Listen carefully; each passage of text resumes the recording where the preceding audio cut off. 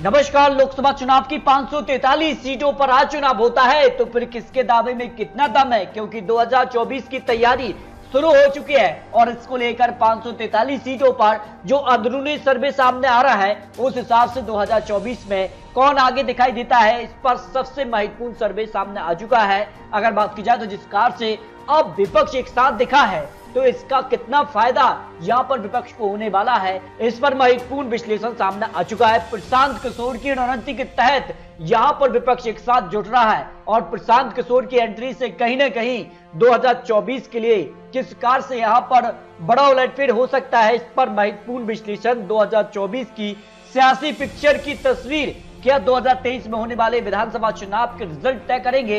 इस पर भारत जोड़ो यात्रा का कितना असर होगा, कर्नाटक विधानसभा चुनाव काफी महत्वपूर्ण माना जा रहा है और ये दिशा तय करेगा कि लोकसभा चुनाव की दिशा क्या हो सकती है कर्नाटक में या विधानसभा चुनाव होने हैं। और यहाँ पर काफी महत्वपूर्ण माना जा रहा है क्योंकि राहुल गांधी 372 सीटों का टारगेट लेकर चल रहे हैं, तो इसको लेकर क्या महत्वपूर्ण बन सकता है। क्या बीजेपी 2024 में हैट्रिक की तरफ बढ़ने जा रही है या वनवास पर गई कांग्रेस की वापसी होगी। तो विपक्ष एक साथ होता है तो प्रधानमंत्री चेहरा किसे यहां पर रखेगी विपक्ष, क्योंकि राहुल गांधी की सदस्यता रद्द हो चुकी है और ऐसे में कहीं ना कहीं विपक्ष के लिए एक बड़ा चेहरा क्या नीतीश कुमार होंगे। ममता बनर्जी और आम आदमी पार्टी भी दावा कर रही है वो पीएम बन सकते हैं। तो क्या 2024 के लिए बीजेपी चिंतित दिखाई दे रही है, इस पर सर्वे के आंकड़े सामने आ चुके हैं और इस हिसाब से बीजेपी ने सभी प्रदेशों में अपने यहाँ पर प्रभारियों की लिस्ट भी जारी की है और 2024 की तैयारी में जुटी है। और ऐसे में क्या कुछ आंकड़ा बनेगा, क्या केजरीवाल विशेष या प्रधानमंत्री मोदी जी चुनाव होगा, क्योंकि राहुल गांधी की सदस्यता रद्द हो चुकी है और नीतीश कुमार को लेकर जो विपक्ष है क्या एक साथ आ पाएगा। तो लोकसभा चुनाव को लेकर किस प्रकार का ओपिनियन पोल सामने आ रहा है, क्योंकि काफी हलचल हो चुकी है, लेकिन 2024 में 272 का आंकड़ा किसके पक्ष में जा सकता है। इस पर 10 राज्यों के चुनाव थे जिनमें से 3 राज्यों के चुनाव हो चुके हैं, नागालैंड, मेघालय और यहाँ पर बात की जाए तो त्रिपुरा में। यहाँ पर तीनों ही राज्यों में बीजेपी गठबंधन के तौर पर अपने दम पर सरकार में है, लेकिन महत्वपूर्ण माना जा रहा राजस्थान, मध्य प्रदेश, कर्नाटक, तेलंगाना, छत्तीसगढ़ और मिजोरम चुनाव काफी महत्वपूर्ण है। इसके क्या रिजल्ट होंगे और ये इसके रिजल्ट जो हैं वो क्या कुछ आंकड़ा बयां कहेंगे, क्योंकि 2024 से पहले कांग्रेस ने भारत जोड़ो यात्रा चली है, इसका कितना फायदा उनको मिल सकता है, क्योंकि 2014 में जहां कांग्रेस को 44 सीटें और 2019 में 53, लेकिन 2024 में क्या बहुमत मिलेगा या फिर कांग्रेस कहीं ना कहीं यहां पर सिमटती नजर आएगी। इस पर अगर बात की जाए तो विपक्ष की तरफ से पीएम पद का प्रमुख यहां पर जो संभावना दिखाई दे रही है उस पर राहुल गांधी ही सबसे पॉपुलर नजर आ रहे हैं, लेकिन राहुल गांधी की सदस्यता रद्द हो चुकी है और इसके बाद कहीं ना कहीं खलबली जरूर देखने को मिल रही है। 2024 के चुनाव को लेकर क्या कुछ आंकड़ा बन सकते हैं, इस पर महत्वपूर्ण विश्लेषण सामने आ रहा है।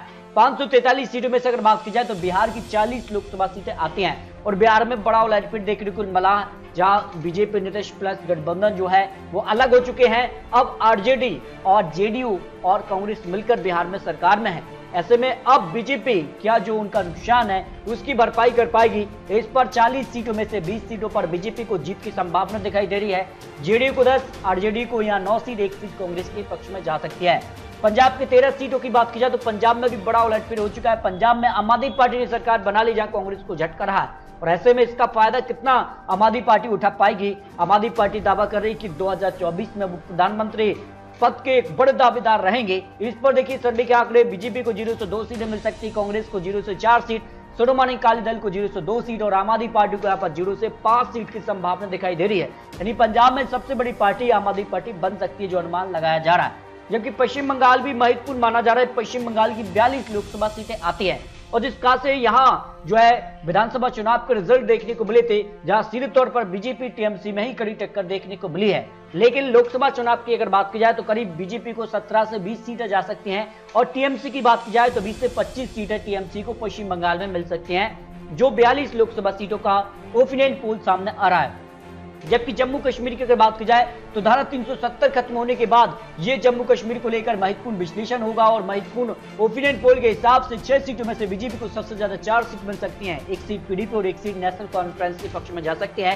यानी जम्मू कश्मीर में बीजेपी को 1 सीट का फायदा हो सकता है। 2019 में यहाँ 3 सीटें मिली थी, लेकिन इस बार माना जा रहा है कि 3 से 4 सीट भी हो सकती है, इसका सीधे तौर पर फायदा हो रहा है। जबकि तेलंगाना के 17 लोकसभा सीट की बात की जाए तो यहां पर भी बीजेपी को जो है जबरदस्त जीत मिली थी 2019 लोकसभा चुनाव में, और ये माना जा रहा है कि बीजेपी यहां सबसे बड़ी पार्टी बन सकती है लोकसभा चुनाव में। जो तेलंगाना विधानसभा चुनाव के भी आंकड़े आने वाले हैं, और इससे पहले लोकसभा चुनाव के जो आंकड़े हैं उसमें बीजेपी सबसे ज्यादा सीटें हासिल कर सकती है।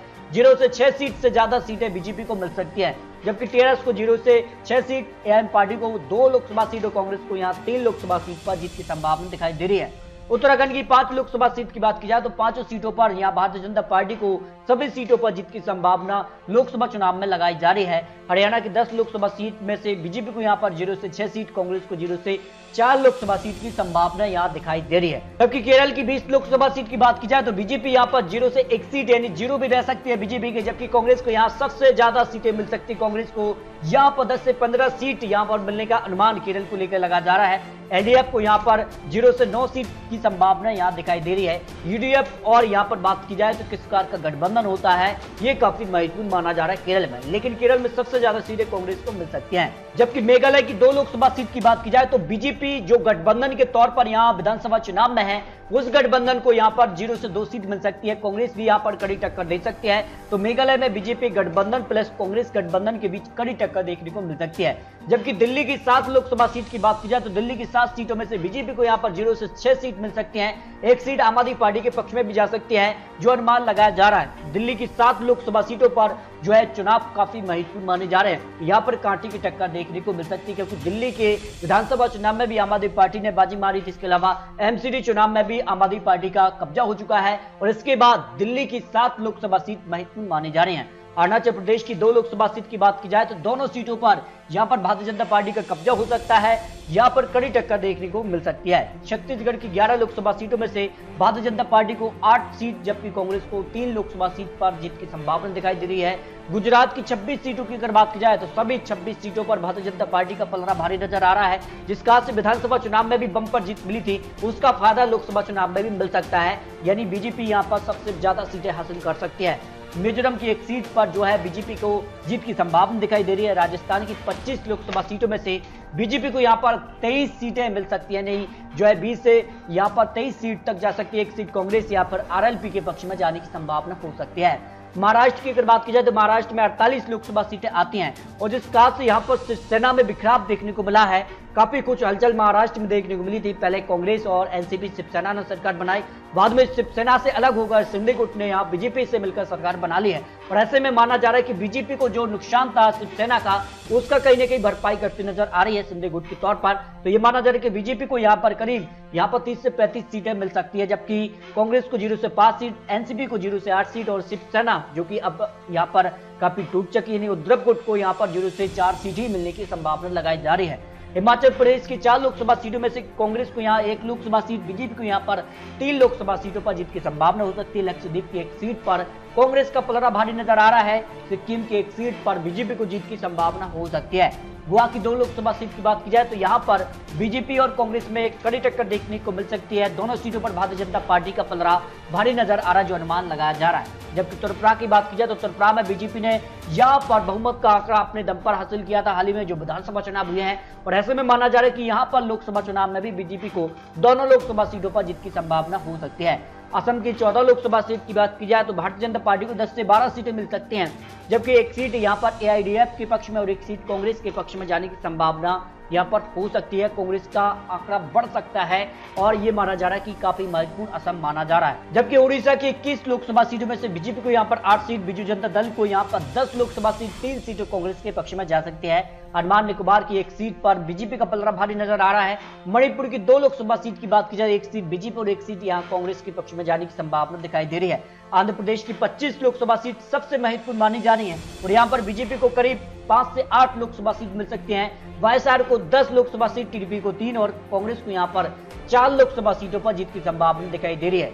तमिलनाडु की 39 लोकसभा सीट में से बात की जाए तो बीजेपी को यहां पर 3 सीट, और यहाँ पर बात की जाए तो गठबंधन काफी महत्वपूर्ण माने जाते हैं। यहाँ पर कांग्रेस गठबंधन डीएमके के साथ होता है और बीजेपी के साथ एआईडीएमके के पक्ष में यह आंकड़ा जा सकता है। तो ये माना जा रहा है कि यहाँ पर तमिलनाडु में डीएमके कांग्रेस का यहाँ पर जो गठबंधन है वो यहाँ पर महत्वपूर्ण माना जा रहा है और उसके पक्ष में आंकड़ा जा सकता है, जो 2024 लोकसभा चुनाव पर आंकड़ा बन रहा है। उत्तर प्रदेश सबसे महत्वपूर्ण माना जाता है और ये माना जाता है कि केंद्र को रास्ता उत्तर प्रदेश से ही होकर ही जाता है। और ये माना जा रहा है कि उत्तर प्रदेश में भारतीय जनता पार्टी ने जिस प्रकार से विधानसभा चुनाव में भी बहुमत का आंकड़ा एक बड़े मार्जिन से हासिल किया था, तो उसका फायदा उत्तर प्रदेश की 80 लोकसभा सीटों पर भी देखने को मिल सकता है। ये माना जा रहा है कि जो 70 से ज्यादा सीटें भारतीय जनता पार्टी को उत्तर प्रदेश में मिल सकती हैं। समाजवादी पार्टी को 0 से 7 सीट, बीएसपी को 0 से 2 सीट, एक सीट कांग्रेस के पक्ष में भी जा सकती है, जो यहाँ पर माना जा रहा है। लेकिन यहाँ पर भारतीय जनता पार्टी का दावा है कि सभी 80 सीटों पर वो जीत हासिल कर पाएंगे, तो ये तो आने वाला वक्त ही बताएगा। इसके अलावा चंडीगढ़ की एक लोकसभा सीट पर भारतीय जनता पार्टी का कब्जा हो सकता है। कर्नाटक की 28 लोकसभा सीटों में से बात की जाए तो यहाँ पर बीजेपी को फिलहाल नहीं, अगर बात की जाए तो 20 लोकसभा सीटें मिल सकती हैं। जेडीएस को 3 और कांग्रेस को 5 लोकसभा सीट पर जीत की संभावना लगाई जा रही है, जिसका से कर्नाटक विधानसभा चुनाव भी काफी महत्वपूर्ण माना जा रहा है। जबकि मध्य प्रदेश की 29 लोकसभा सीटें हैं और यहाँ पर भारतीय जनता पार्टी को करीब यहाँ पर 25 से ज्यादा लोकसभा सीटें मिल सकती हैं। एक सीट यहाँ पर बीएसपी या पर अन्य के पक्ष में जा सकती है, यहाँ पर जिसका से आम आदमी पार्टी भी चुनावी मैदान में है और कांग्रेस को यहाँ पर 0 से 3 सीट मिल सकती है। लेकिन भारतीय जनता पार्टी को 25 से ज्यादा यहाँ पर लोकसभा सीटें मिलने की संभावना लगाई जा रही है। झारखंड की 14 लोकसभा सीटों में से बीजेपी को यहाँ पर 9 लोकसभा सीटें, यहाँ पर जेएमएम को 3 और कांग्रेस को 2 लोकसभा सीट की संभावना दिखाई दे रही है। तो इस तरह से अगर बात की जाए तो लोकसभा की 543 सीटों के जो आंकड़े बन रहे हैं उसमें भारतीय जनता पार्टी को 292 से लेकर 312 सीटें, प्रधानमंत्री मोदी जी एक बार फिर से यहाँ पर सत्ता में काबिज हो सकते हैं, एनडीए बरकरार रह सकती है सत्ता में, यानी हैट्रिक की तरफ प्रधानमंत्री मोदी जी बढ़ते नजर आ रहे हैं। जबकि यूपीए की बात की जाए तो यूपीए को आंकड़ा बढ़ रहा है 118 से 138 सीटें, अन्य की बात की जाए तो अन्य के लिए 117 लोकसभा सीटें मिलने की संभावना लगाई जा रही है। यानी लोकसभा चुनाव आज हो सकते हैं तो फिर यहाँ पर फिर से बहुमत का आंकड़ा बीजेपी के पक्ष में जा सकती है। इसके अलावा तो इस तरह से अगर बात की जाए तो फिलहाल यहाँ पर अगर बात की जाए तो प्रधानमंत्री मोदी जी आज चुनाव होते हैं लोकसभा के लिए, तो बहुमत का आंकड़ा एक बड़े मार्जिन से यहाँ पर फिर से जीत सकती है एनडीए। जबकि यूपीए कमबैक कर रही है, लेकिन जिसका से भारत जोड़ो यात्रा का उनको कितना फायदा मिलेगा, विपक्ष क्या उनका साथ देगा, यहाँ पर राहुल गांधी की सदस्यता रद्द हो चुकी है, तो उसके बाद कांग्रेस क्या यहाँ पर वापसी करेगी, ये काफी महत्वपूर्ण है। और अन्य काफी महत्वपूर्ण है, अन्य किसके साथ जाता, क्या यूपीए के साथ मिलकर चुनाव लड़ेगा या अपने दम पर लड़ता है, जिसमें ममता बनर्जी है, यहाँ पर अरविंद केजरीवाल हो जाते हैं, नीतीश कुमार हो जाते हैं, कुछ बड़े जो विपक्षी दल के चेहरे हैं वो काफी महत्वपूर्ण होंगे कि वो किस प्रकार से चुनाव लड़ते हैं। तो इसको लेकर आपको बहुत जल्द और महत्वपूर्ण आंकड़े देने वाले हैं। तो दोस्तों आपको क्या लगता है, अपनी राय कमेंट बॉक्स में रखिए। आपको बता दिए चुनावी आंकड़े चुनावी अनुमान है, आने वाले वक्त में किस कार के यहाँ गठबंधन होते हैं, किस कार के यहाँ पर बड़े बड़े ऐलान होते हैं, इसके बाद आंकड़े बदल भी सकते हैं। तो दोस्तों मिलते हैं और लेटेस्ट और महत्वपूर्ण विश्लेषण के साथ, तब तक के लिए जय हिंद जय भारत।